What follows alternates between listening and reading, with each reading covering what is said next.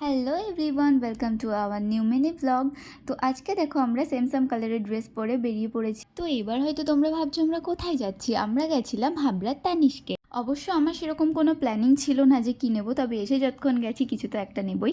তো অনেক কিছু দেখার পরে আমার পছন্দ হলো এই ইয়াররিংটা। দেখো তোমরা জানিও কেমন হয়েছে।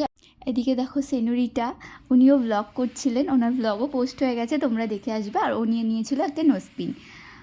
ওদিকে বিল হচ্ছিল আর এদিকে আমি নেকলেস দেখছিলাম। দেখো নেকলেসটা কি সুন্দর।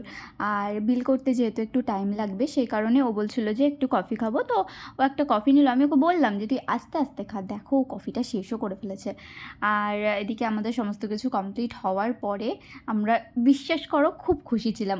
আর আমি মনে করি কিছু কিছু সময়ে নিজেকে খুশি রাখার জন্য, নিজের জন্য সেলফ গিফট করাটা খুব দরকার। তো আজকের মতন ব্লগটা এতটাই, ভালো লাগলে অবশ্যই লাইক কমেন্ট শেয়ার করে দিও। টাটা।